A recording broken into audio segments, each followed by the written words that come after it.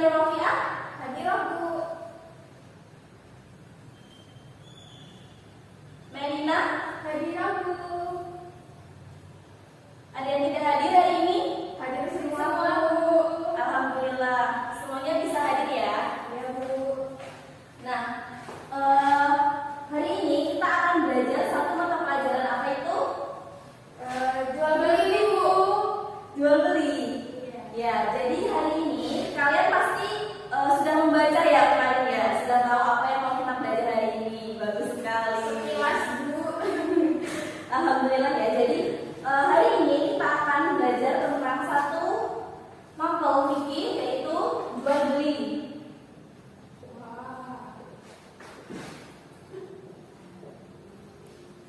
Nah, sebelum kita belajar tentang ini, Bu Guru akan menyampaikan tujuan pembelajaran pada hari ini. Mengapa kita harus belajar tentang jual beli? Nah, karena dengan kita belajar jual beli, kita nanti bisa melaksanakan kegiatan jual beli ini yang ada di masyarakat. Kan kita biasanya itu sering melaksanakan jual beli ya. Sebelum memulai pembelajaran hari ini, Bu Guru mau kasih kalian sedikit semangat ya. Nanti kalau Bu Guru bilang semangat, semangat, semangat, yes gitu ya. Oke, kita mulai. Semangat, semangat, semangat, yes. Makasih. Terus kemudian kita lanjut ke materi yang pertama, yaitu jual beli. Siapa yang udah pernah tahu apa itu jual beli? Siapa yang sudah pernah melihat? Pernah lihat di pasar. Ya, bagus sekali. Jadi jual beli itu biasanya ada di pasar, terus ada di toko, terus kemudian ada di swalayan atau ada di pinggir jalan, di jalan raya seperti itu. Nah, jual beli itu berasal dari kata al-bai'u, yang artinya itu tukar menukar. Kemudian tukar menukar ini diartikan dalam secara terminologi, yaitu tukar menukar salah satu suatu barang ataupun uang yang di sana itu sama-sama suka. Jadi maksudnya sama-sama suka di sini itu antara pembeli dan juga penjual itu sama-sama suka atas barang yang dipertukarkan. Bisa dipahami? Paham, Bu. Jadi ketika kalian membeli, kalian suka akan barangnya, dan ketika kalian membayarnya, penjualnya juga cocok dengan harganya. Jadi sama-sama memiliki kesenangan dalam hatinya gitu ya. Jadi pengertian jual beli itu adalah tukar menukar suatu barang atau jasa dengan rasa sama suka antara penjual dan pembeli, juga menggunakan suatu akad tertentu dalam proses jual beli tersebut. Bisa dipahami? Ya, Bu. Ya. Pengertian sudah ya. Nah, kemudian kita lanjut. Itu yang kedua ada, kan satu tadi ada pengertian. Yang kedua ada dalil-dalil jual beli.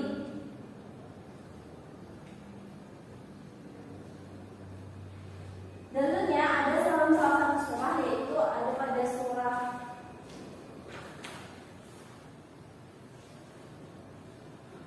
An-Nisa ayat 29. Guru bacakan ya.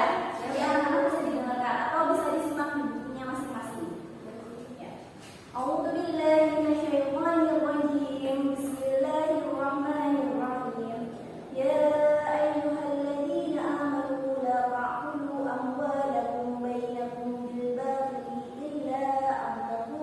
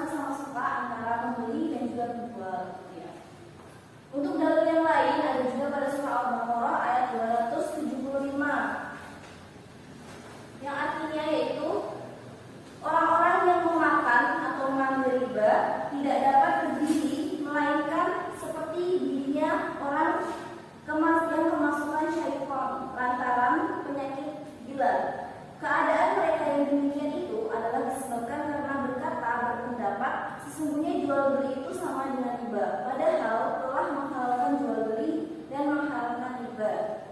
Orang-orang yang telah sampai kepadanya larangan dari Tuhannya lalu terus berhenti dan mengambil riba, maka baginya apa yang telah diambilnya dahulu sebelum datang larangan, dan urusannya terserah kepada Allah. Orang yang mengurangi atau mengambil riba, maka orang itu adalah penghuni neraka, mereka kekal di dalamnya. Jadi siapa yang tahu apa itu riba? Kan tadi ada dikatakan riba. Ada yang tahu? Ya. Jadi maksudnya di sini jual beli yang tidak berjumpa dari riba itu kita tidak mengambil keuntungan yang berlebihan dari apa yang barang yang kita jual. Jadi contohnya seperti ini. Misal kita menjual suatu baju yang itu seharusnya harganya itu 15.000.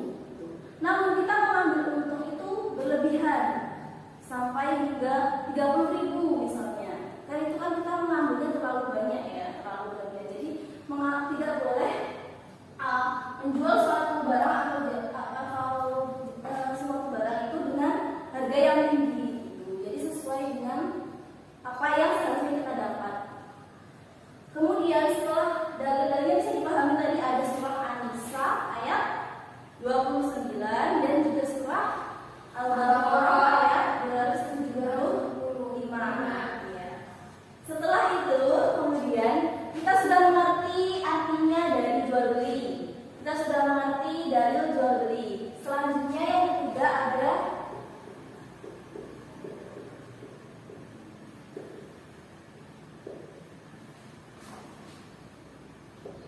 ada hukum jual beli. Ada yang tahu apa itu hukum? Hukum? Ya. Hukum itu kayak suatu ketentuan terhadap suatu. Ada hukum itu, maksudnya di dalam suatu jual beli itu di dalam Islam itu ada berbagai hukum di dalamnya.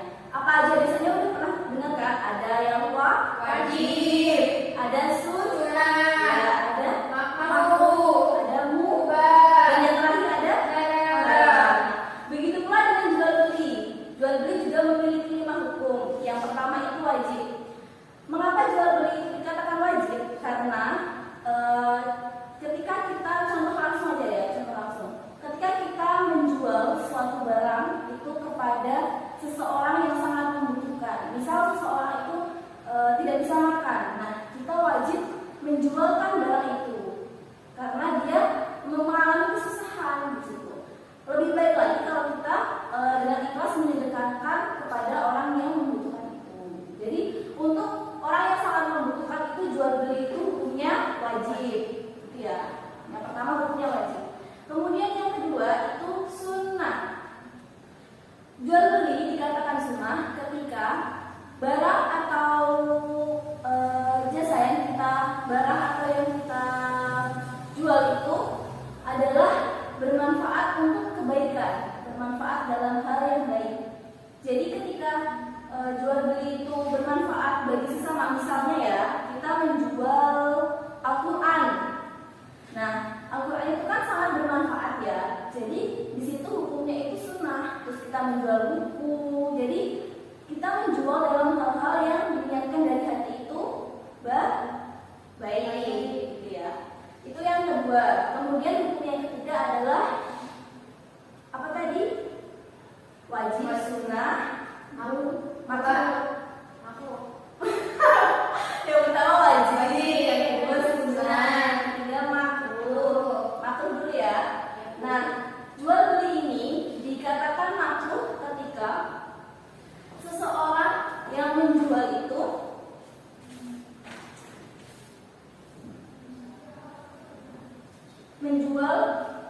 jadi dikatakan makruh ketika seseorang itu, contohnya seperti ini ya.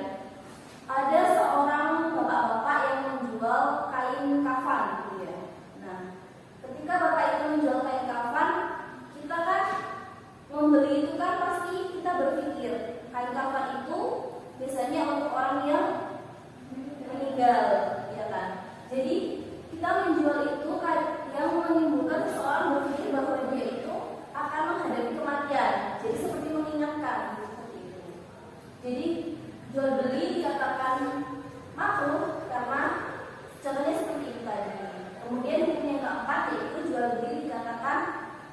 mubah. Nah, jual beli dikatakan mubah ini ketika kita menjual barang namun diniatkan bukan hal yang baik. Kalau yang sunat tadi kan karena kita berniat baik. Kalau ini bukan hal yang baik. Misal kita menjual apa ya? Yang bukan hal yang baik. Misal kita menjual pistol. Kan itu kan terkadang orang menggunakan pistol itu untuk hal-hal yang tidak baik, gitu kan. Bisa untuk menembak orang lain atau bisa untuk membunuh orang lain seperti itu. Nah, kemudian itu dikatakan mubah. Jadi niat dari awal kita itu menjual itu bukan untuk hal-hal yang baik. Bisa dipahami? Ya, Bu. Kemudian yang kelima itu haram. Haram itu berarti tidak boleh, jangan dilakukan ya, dilarang ya. Nah, jual beli ini dikatakan haram ketika seseorang menjual itu menyebabkan suatu kejahatan. Misalnya kita menjual apa ya? Contohnya kita menjual itu homer, tahu homer? Minuman keras. Nah, minuman keras itu kan menyebabkan seseorang itu mabuk, ya. Jadi ketika kita menjualnya, otomatis kita itu membantu dia untuk bermabuk-mabukan dan itu dilarang oleh agama Islam. Jadi menjual itu dikatakan haram ketika membuat seseorang itu lalai, terus membuat seseorang itu berlaku maksiat. Bisa dipahami? Ya, Bu. Jadi pengertiannya tadi, jual beli itu tukar menukar dengan rasa sama suka, kemudian dengan menggunakan akad antara penjual dan juga pembeli. Dalilnya itu surah An-Nisa ayat 29 dan surat Al-Baqarah ayat 275. Jadi ingat ya, hukumnya ada 5, wajib, sunnah, makruh, mubah, dan haram. Baik. Saya kira sudah cukup dari Bu Guru. Nanti akan dilanjutkan materi selanjutnya oleh Bu Guru Ismardiani. Jadi silakan dipahami. Terima kasih semuanya. Assalamualaikum warahmatullahi wabarakatuh. Waalaikumsalam warahmatullahi wabarakatuh.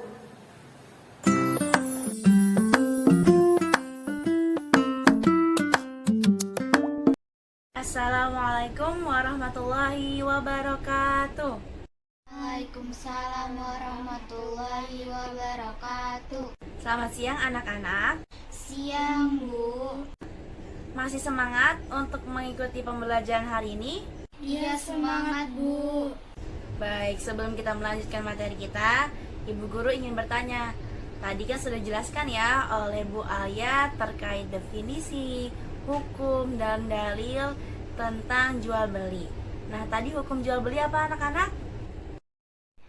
Wajib, sunnah, makruh, mubah, haram. Ya, betul. Dan hari ini Ibu Guru akan melanjutkan materi kita terkait struktur jual beli. Nah, struktur jual beli itu sendiri terdiri dari 3 rukun. Yang pertama ada akidain, yang kedua ma'qud alaih, dan yang ketiga ada sigo. Nah, kita bahas satu persatu ya. Yang pertama akidain. Akidain ini adalah si pelaku transaksi jual beli, yaitu penjual dan pembeli.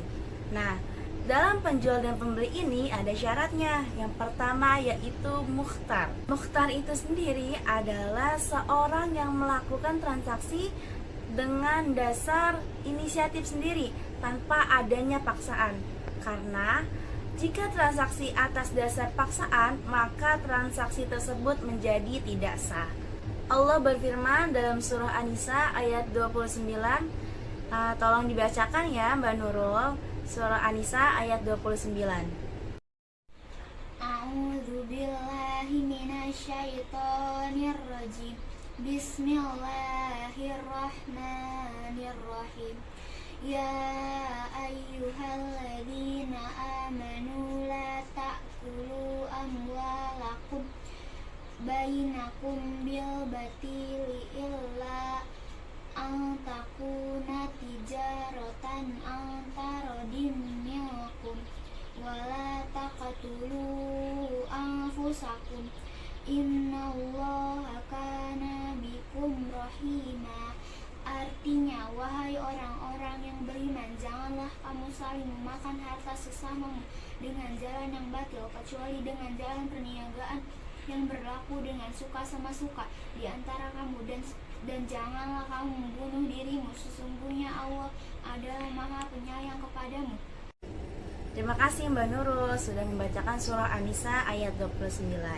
Nah, sudah jelas ya anak-anak, dalam surah An-Nisa itu Allah berfirman dan menjelaskan bahwa perniagaan itu didasari dengan suka sama suka. Kemudian syarat akidah yang kedua yaitu bukan kategori mahjur alai.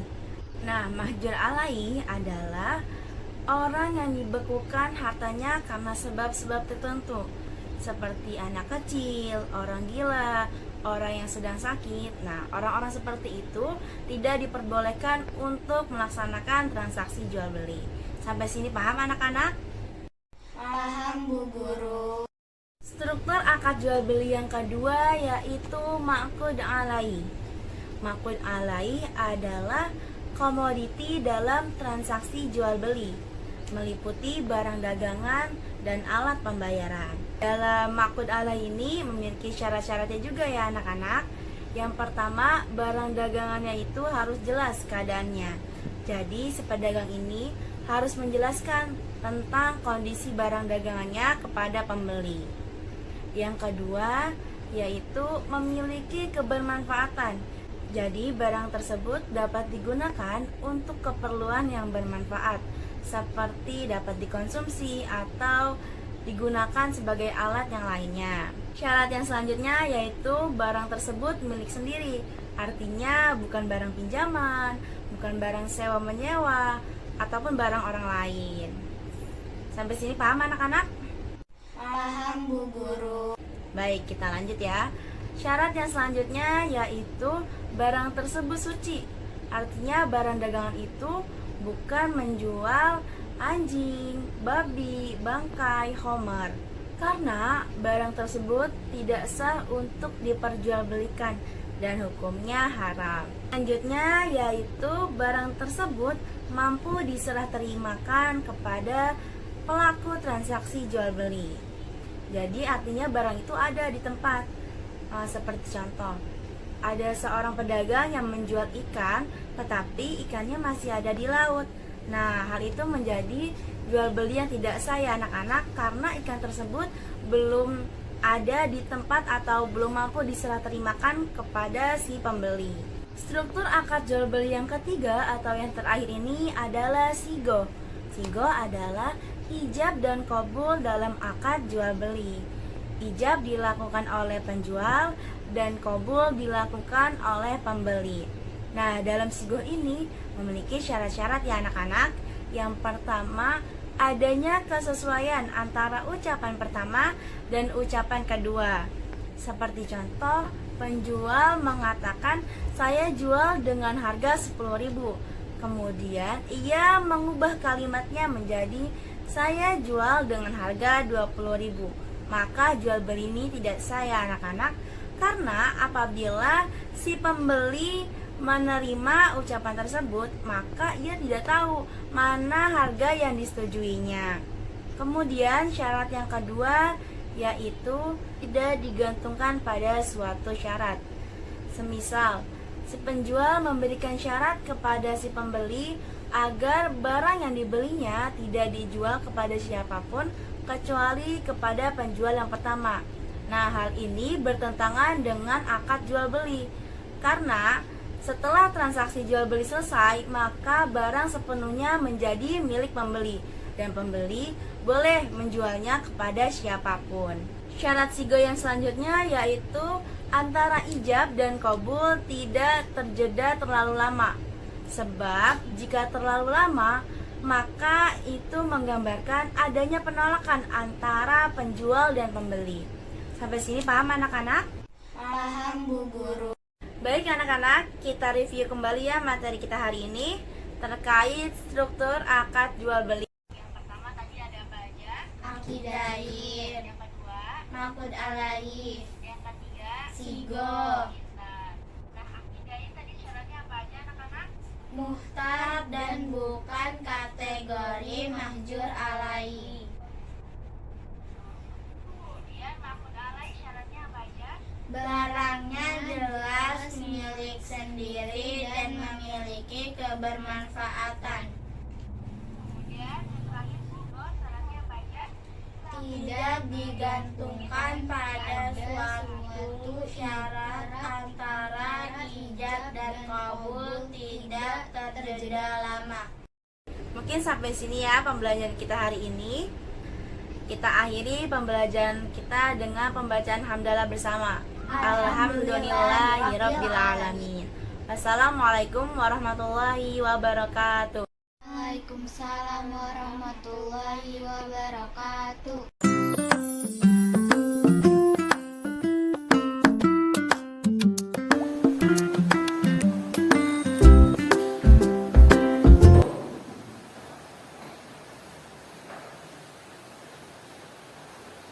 Baiklah, bismillahirrahmanirrahim. Assalamualaikum warahmatullahi wabarakatuh. Waalaikumsalam warahmatullahi wabarakatuh. Apa kabar anak-anak? Baik, Bu. Alhamdulillah, semuanya sehat ya. Baiklah anak-anak, berikutnya di sini ingin melanjutkan materi yang telah disampaikan oleh Bu Alia. Tadi kan kita sudah mendengar penjelasan dari Bu Alia terkait pengertian, dalil dan juga dasar hukum. Kemudian penjelasan dari buku ini terkait struktur akad jual beli itu seperti apa dan bagaimana. Nah, sekarang Ibu ingin menjelaskan terkait transaksi jual beli yang dilarang itu seperti apa dan bagaimana. Oke, kita masuk ya pada materi. Jadi anak-anak, transaksi jual beli yang dilarang itu terdapat 5 macam. Yang pertama adalah ikhtifar, yang kedua adalah najsi, yang ketiga adalah saum atau asaum, yang keempat adalah mengandung unsur kemaksiatan, yang terakhir adalah memisahkan antara ibu dan anak.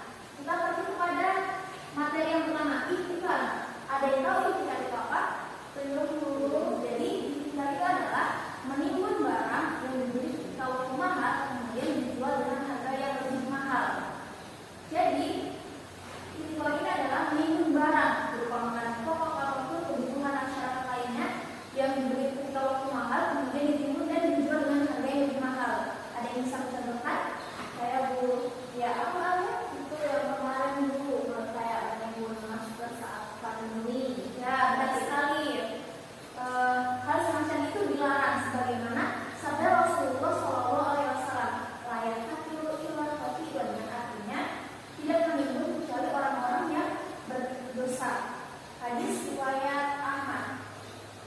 Nah, ikhtifar ini dapat dikatakan haram apabila terdapat 4 unsur. Unsur yang pertama adalah barang ditimbun itu merupakan barang pokok, kebutuhan pokok, makanan pokok. Nah, itu dilarang ya dan hukumnya haram. Kemudian yang kedua adalah barang pokok didapat dengan cara dibeli. Jadi apabila bahan pokok tadi yang ditimbun kemudian dijual dengan harga mahal tadi didapat dengan cara kayak memanen sendiri, dihasilkan sendiri, itu tidak masalah. Tapi ketika barang pokok itu didapat dari cara dibeli dari orang lain kemudian dijual dengan harga yang lebih mahal, itu dilarang ya anak-anak. Paham Bu? Kemudian yang ketiga adalah pembelian dilakukan ketika harga mahal. Jadi ketika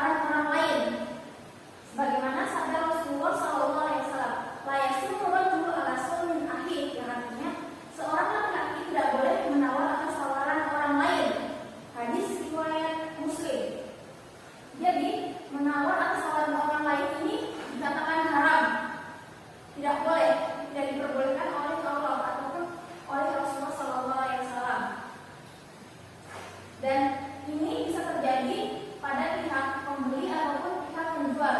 Jadi ketika kita bermuamalah di masyarakat nanti, contohnya ya, kalau misalnya dari pihak pembeli,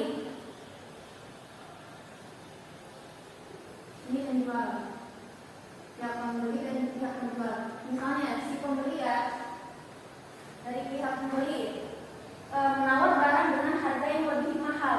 Contohnya seperti apa? Misalnya si A, B, dan C. Si A ini menjual sayur ya, menjual sayur terong lah. Terong. Ini penjual ya, si A ini penjual. B ini pembeli pertama, C pembeli kedua.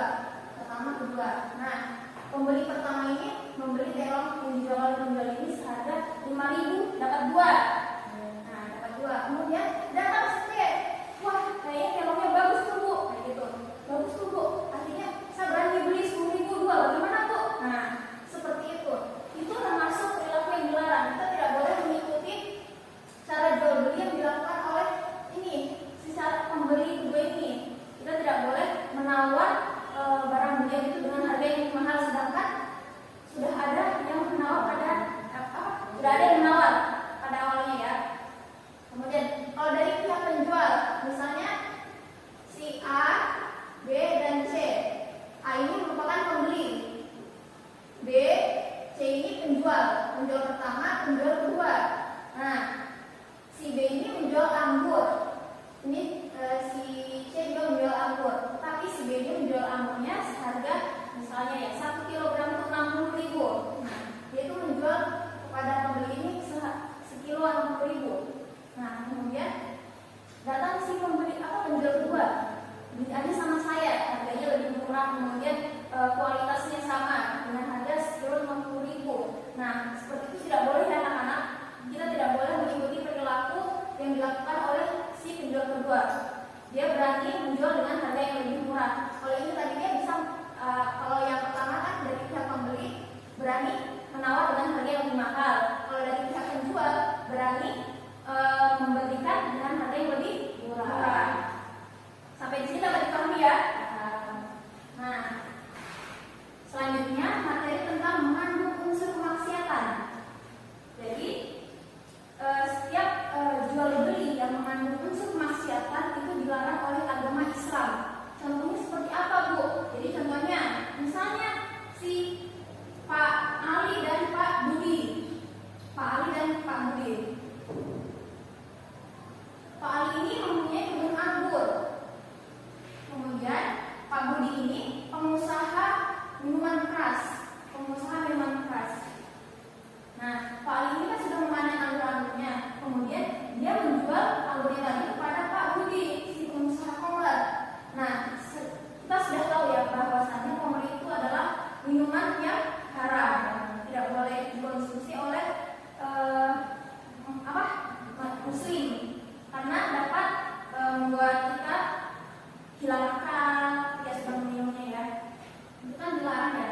Nah, ini termasuk jual beli yang dilarang karena Pak Ali tadi ini sudah menjual anggurnya kepada Pak Budi, yang dimana itu ada unsur kemaksiatan. Kan tujuan akhirnya menjadikan khamr, jadi dilarang. Lebih baik Pak Ali ini menjualnya kepada penjual buah ataupun kepada pedagang kecil lainnya daripada menjualnya kepada pengusaha khamr tersebut, karena itu terdapat unsur kemaksiatan. Kemudian yang terakhir adalah memisahkan antara ibu dan anak. Jadi termasuk jual beli yang dilarang adalah memisahkan antara budak perempuan dengan anaknya yang masih tangis. Tangis itu seperti apa? Belum bisa makan, belum bisa mandi sendiri, belum bisa melakukan kegiatannya lah,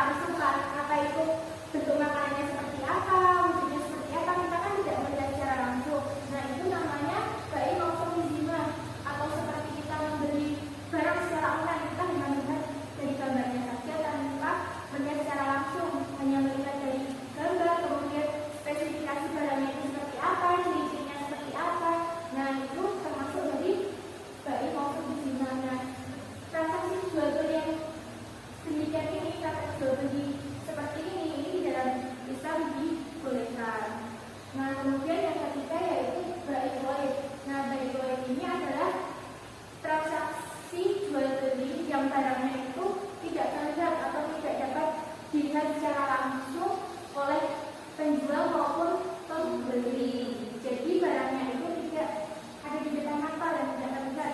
Seperti halnya kita akan membeli kacang, tapi kacang itu masih ada di dalam tanah. Jadi penjual dan pembelinya itu tidak mengetahui tentang kacang itu spesifikasinya seperti apa, bentuknya seperti apa.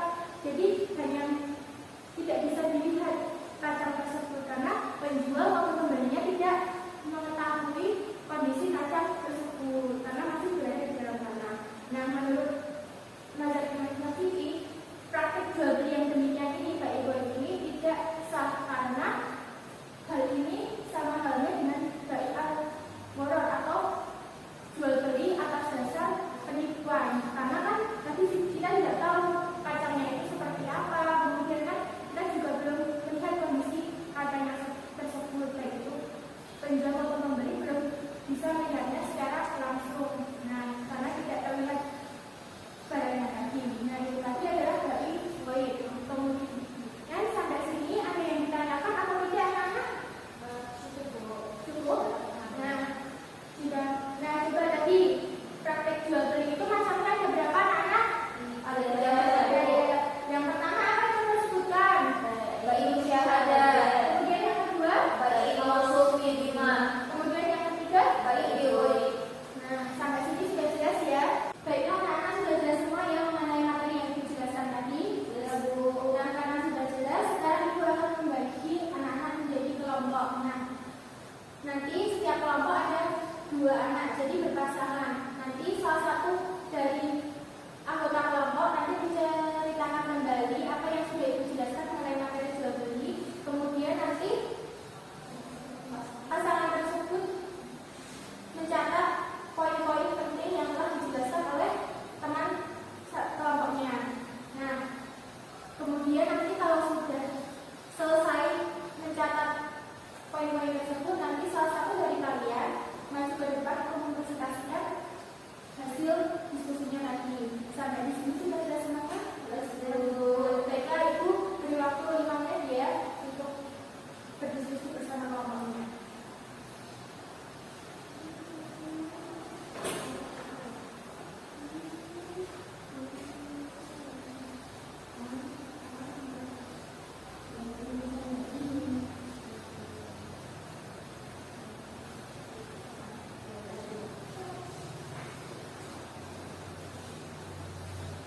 Nah, baiklah, karena waktu sudah habis, silakan kelompok 1 perwakilan untuk mempresentasikan hasil diskusinya di depan kelas.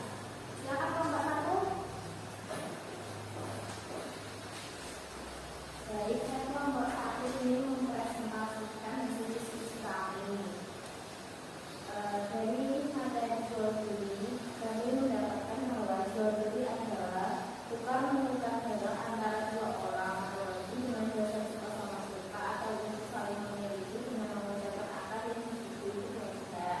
Kemudian struktur jual beli yaitu yang pertama aktif jain, yang kedua itu maksud alaihi, yang kedua itu maksud alaihi, yang ketiga itu sujo. Terus transaksi jual beli yang dilarang itu yang pertama itu tukar atau menimbun, yang kedua itu mengisi atau menawar barang yang